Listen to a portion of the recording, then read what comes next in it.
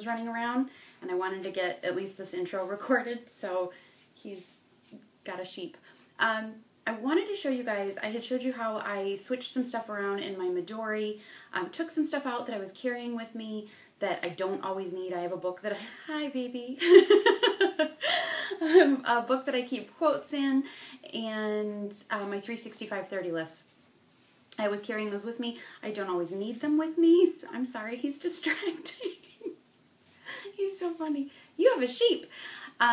Those books I don't always need, so I took them out, and I've kind of turned the Midori into blog planning, video planning, writing stuff for the book, and then tracking analytics for the blog and social media and whatnot.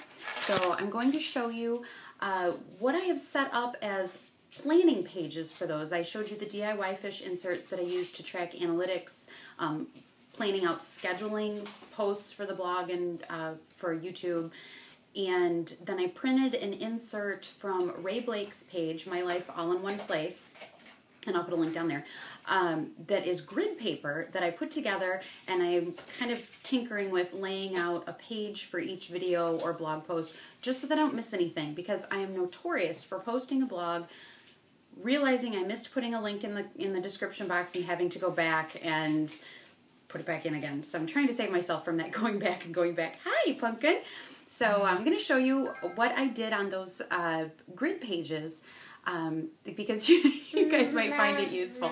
And then I'm going to do a full walkthrough again of the Midori as well, but I thought a little bit of detail on a planning page might be helpful for you guys who do, YouTube videos or blog posts or any kind of writing, anything like that. So I'm going to go play with Liam for a little bit, and then I will come back and film the other part of this. Can you say bye-bye? Bye-bye!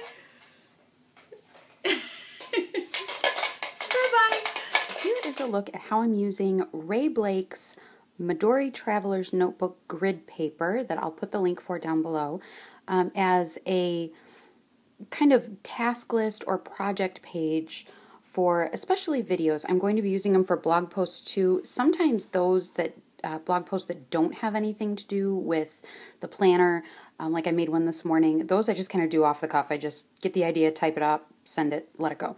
So there's not anything in here yet for planning just written blog posts, but videos especially, there's just a lot of little steps, and the more videos I make, I keep catching myself making the same mistakes of, like, I miss things, especially putting links in the description, and I eventually catch it, but then I have to go back in and, edit the description and all that. I'm trying to just save myself all the going back into stuff. I don't mind doing it, but if I do it right the first time, then I don't have to go back.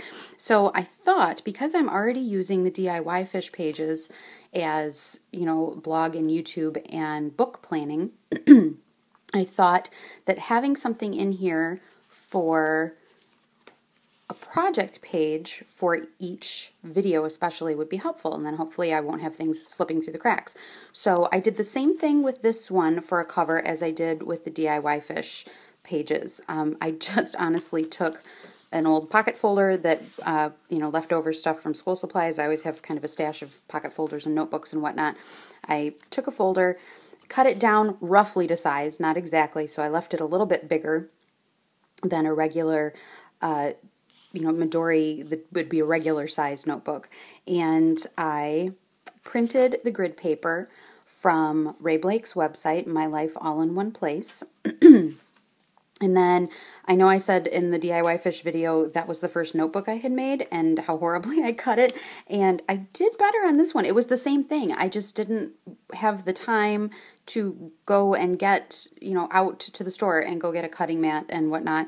So I used the same cutting board and the same box cutter and a wooden ruler, and this one went better. This one went better. I learned from a few of my mistakes.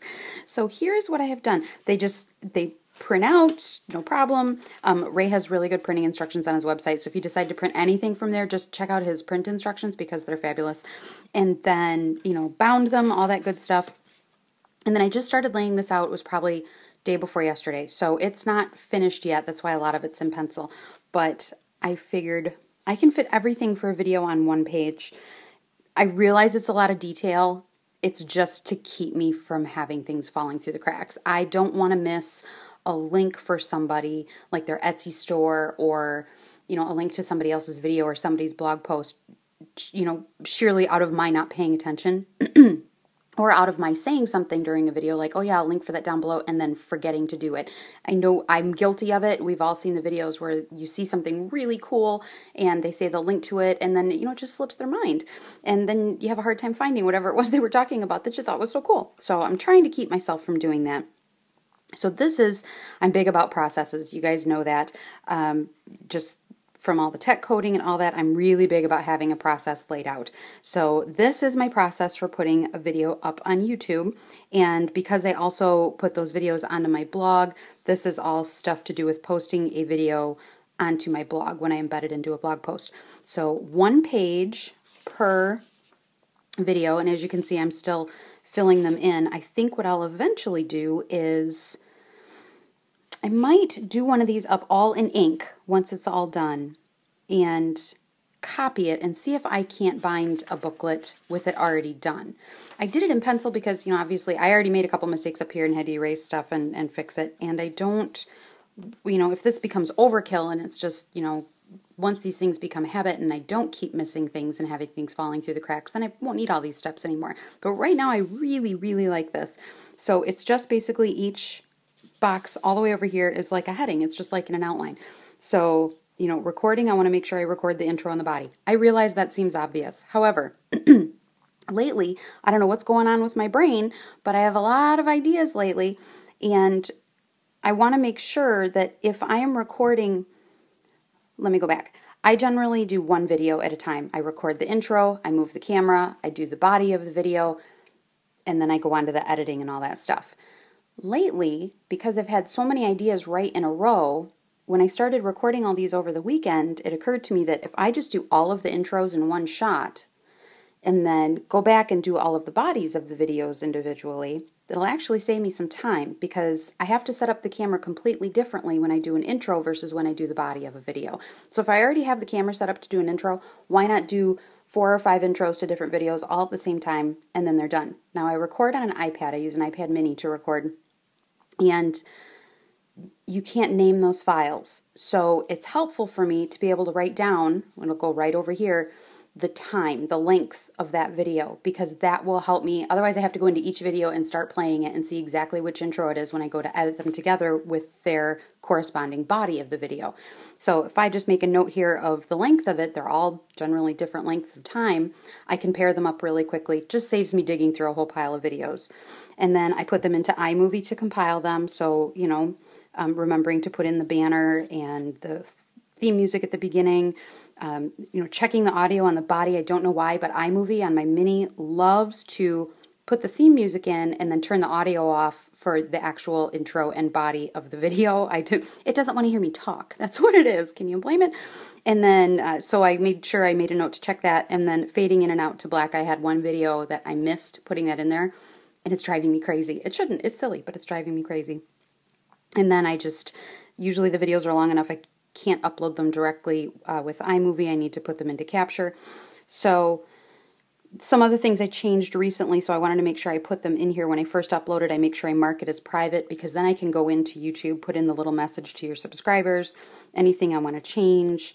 I find it easier to add things like in the description, the notes, links to shops and blogs, any links I'm putting in that refer back to any blog posts or videos of my own.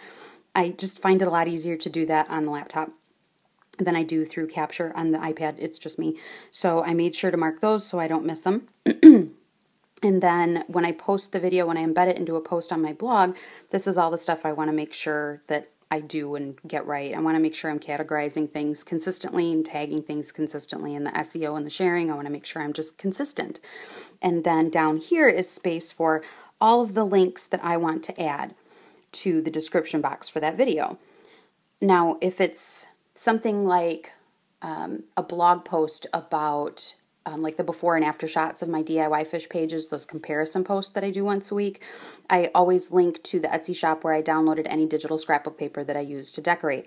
Those, you get an email from Etsy or PayPal or both saying, hey, you know, here's the receipt for your purchase, or here's where to get your download links. And the name of the shop is always in there. I want to make sure I credit them with that. There are lots of beautiful things out there on Etsy, and I'm using them every week. I want to make sure I credit that shop.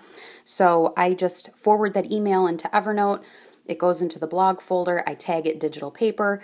It takes me 5 or 10 seconds to do it.